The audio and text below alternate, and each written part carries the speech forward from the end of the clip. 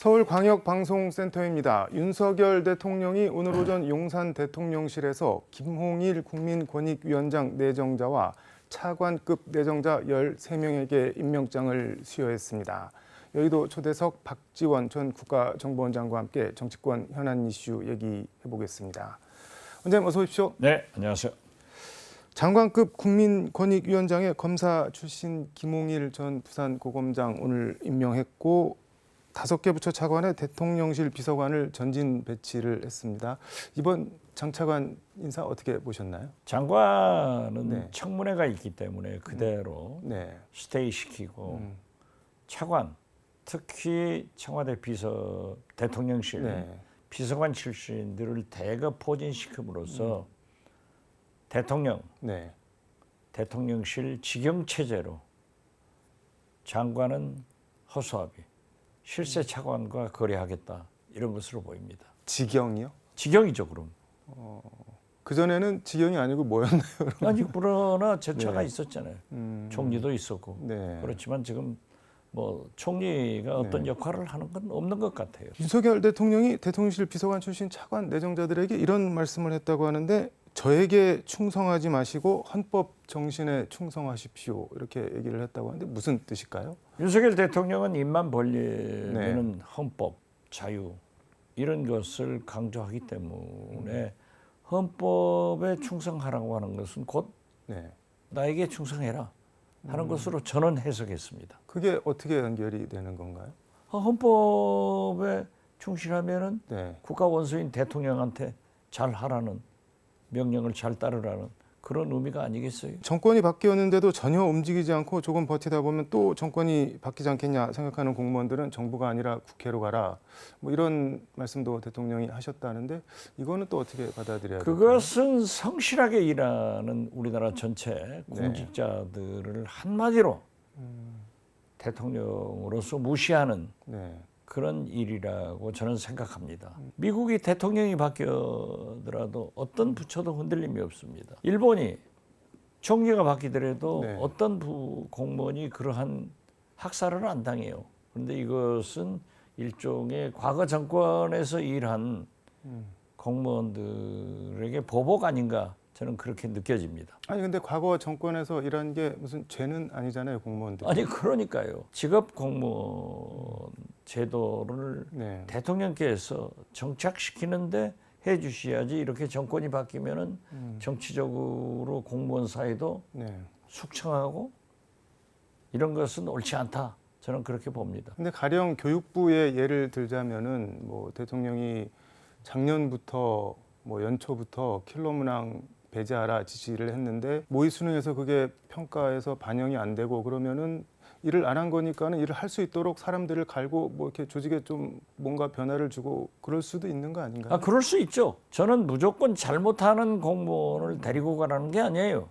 그렇지만은 이번 지금 말씀하신 수능 시험 문제, 킬러 문항 제해라 어쩌라 하는 것은 평지풍파를 대통령이 일으켜놓고 담당 공무원이 면직되는 이런 일은 있어서는 안 된다 이거죠. 근데 어느 부처 같은 경우는 뭐 1급이 전원 지금 사표를 내놓고 인사 기다리고 있다 그런 보도도 그것이 얼마나 큰 국정 공백이에요. 그러면 1급 공무원이 되기 위해서는 최소한 30년 이상을 그 공직에서 있었습니다.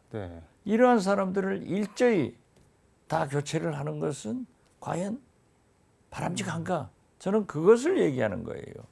그러니까 부처 업무 공백, 국정 공백이 생길 수도 있다. 생길 수 있죠. 그래서 성실한 공무원들이 어떻게 살아남기겠어요? 정권 눈치 보고 거기 하수인 노릇하는 것이 자기들의 몸을 보신하는 길이라고 하면은 소신 행정이 나오겠냐 이거죠. 윤석열 대통령이 사실상 전임 문재인 정부를 향해서 반국가 세력이라고 지칭한 발언 여진이 지금 계속 이어지고 있는데 이거는 어떻게 보셨나요?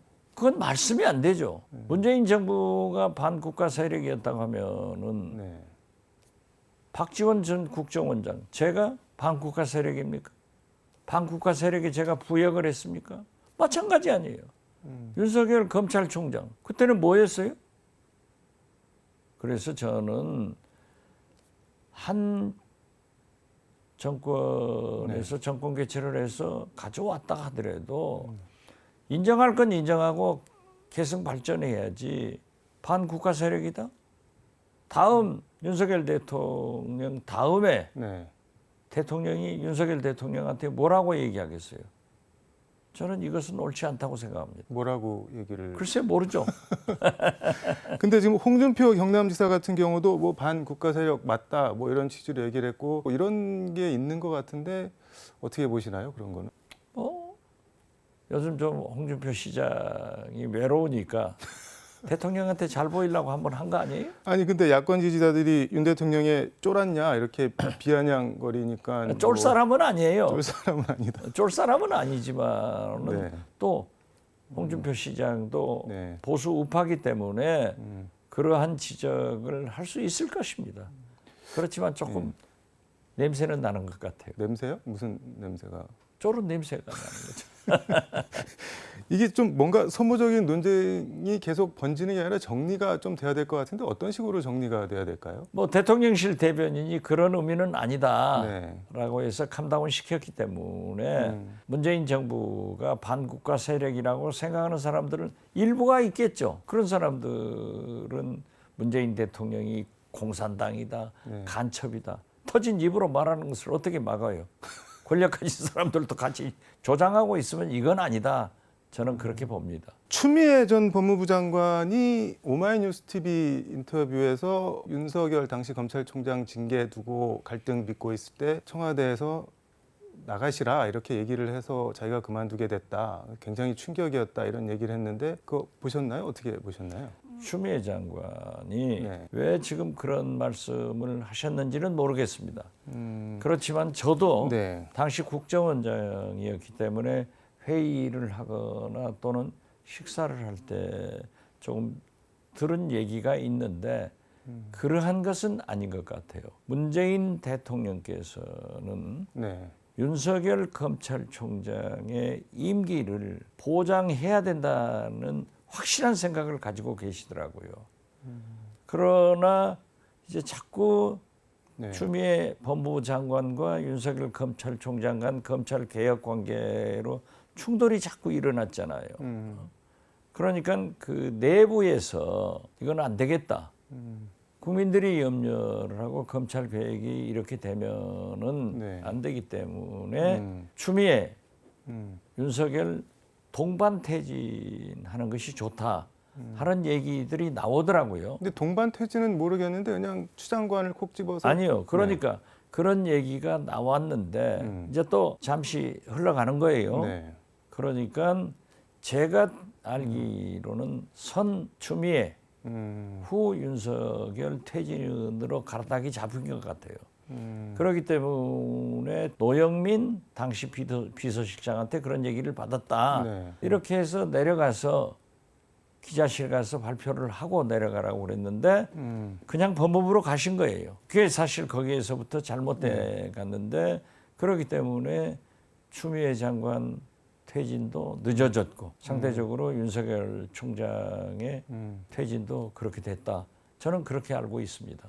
근데 추 전 장관 워딩을 보면은 이제 말씀하신 대로 노영민 당시 비서실장이 나가시는 게 좋겠다라고 하니까 이게 대통령 뜻이 잘못 전달이 된 것 같다 그래서 보고를 들어간 자리에서 직접적으로 본인이 유임을 해야지 윤석열 총장이랑 징계 이거 마무리 짓고 검찰 개혁 해야 할 수 있다 이렇게 얘기를 했더니 뭐 그래도 그만둬야 된다는 쪽으로 결론이 났다는 거는 결국 대통령 의중이었잖아요. 그럼 대통령이 정보가 잘못 들어와서 판단을 잘못하신 거로 봐야 되나요? 아니면 저는 그렇게 보지 않습니다. 예. 그러니까 노영민 실장한테 그런 얘기를 듣고 다음 보고 들어가서 추미애 장관이 문재인 대통령한테 확인했는지 안 했는지 그건 저는 모릅니다.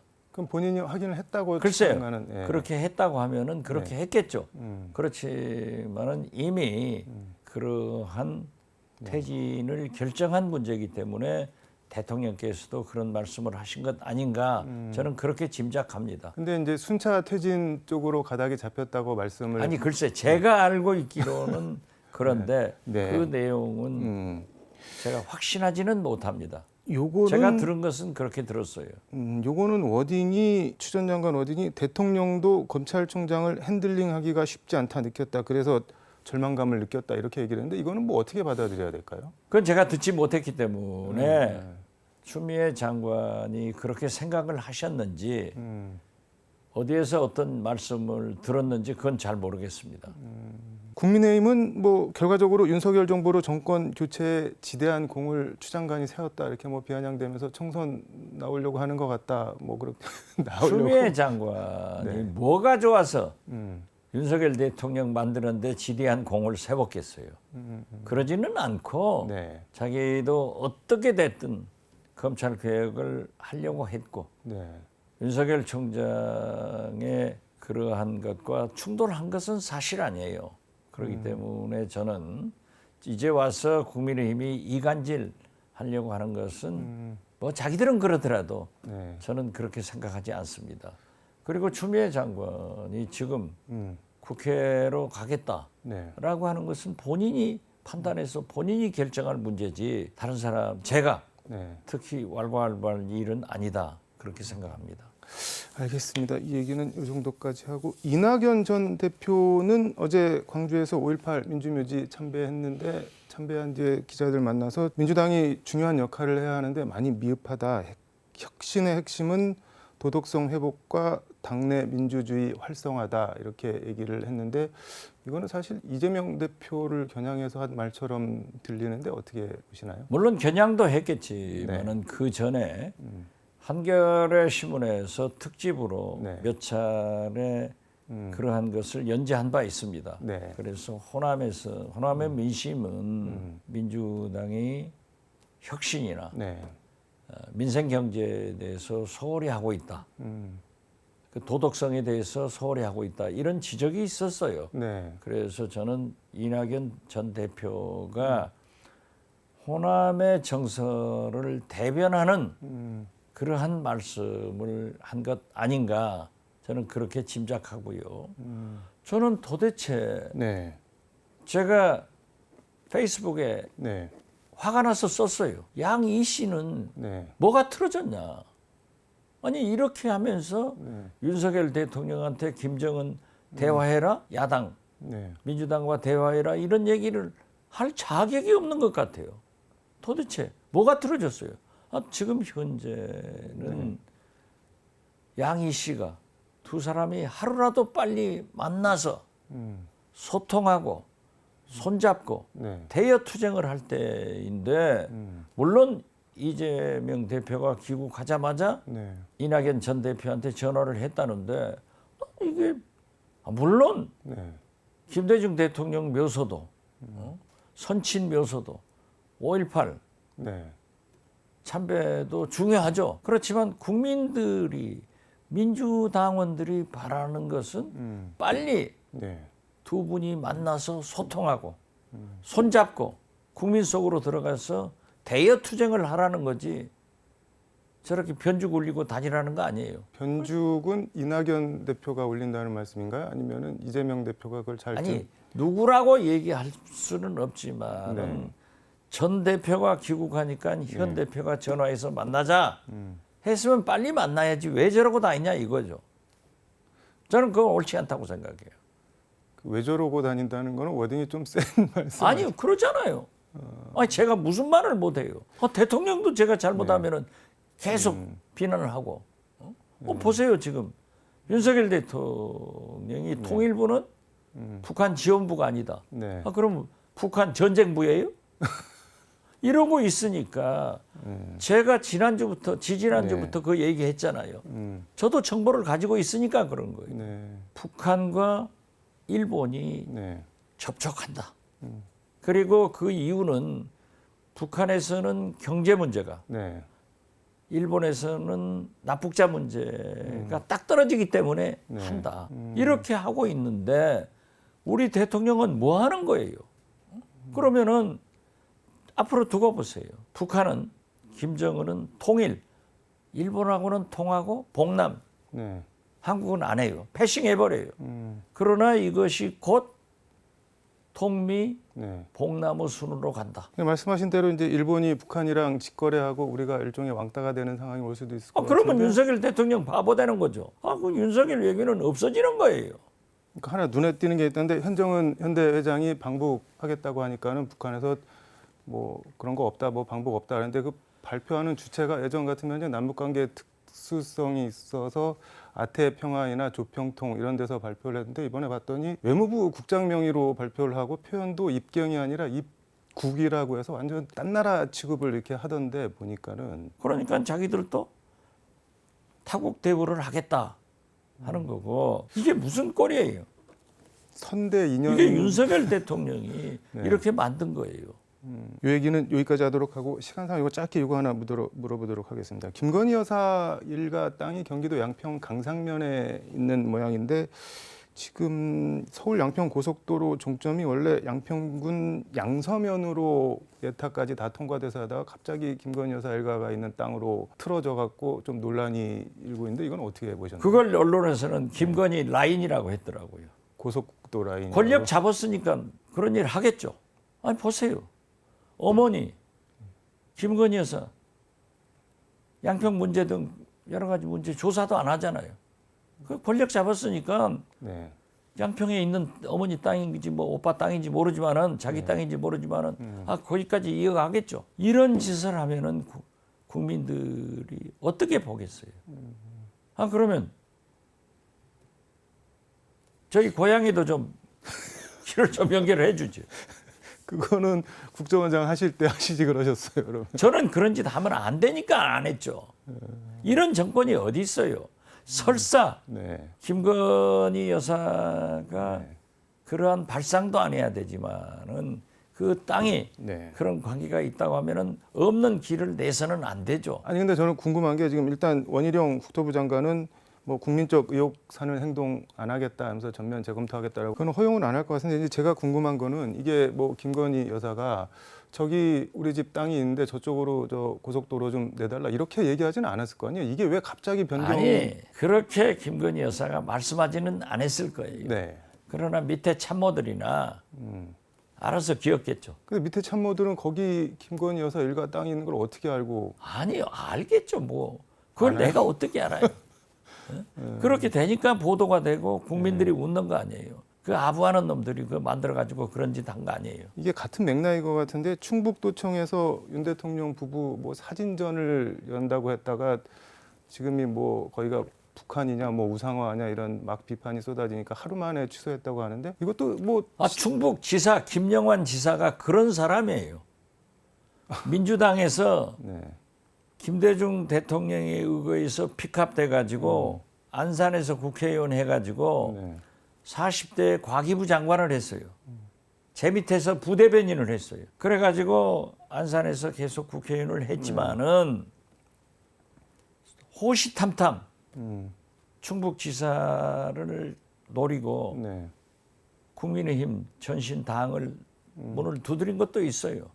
이번에 국민의힘에서 공천 받아가지고 지사 됐으니까 별짓 다 할 거예요. 그런 분이에요. 그러니까 과잉 충성이다 그런 말씀입니다. 아니 그런 걸 하면 안 되죠. 내가 김정은이를 왜 비난합니까? 김정은이 그러한 일을 하기 때문에 옳지 않다는 거 아니에요. 우리나라 21세기 민주주의 국가에서 그러한 것은 하면은 국민들이 화를 내요. 그거 하면은 내년 총선에서 민주당이 굉장히 득보겠죠. 아니 근데 본인들도 정치인인데 과유불급을 하면은 그 윤 대통령한테도 김건희 여사한테도 안 좋은 일이고 본인한테도 아니 그 사람들이 하는 일이 네. 닭 같은 일이죠 뭐. 알겠습니다. 오늘 말씀은 여기까지 듣도록 하겠습니다. 고맙습니다, 원장님. 네, 감사합니다. 지금까지 서울광역방송센터에서 박지원 전 국정원장과 함께 전해드렸습니다.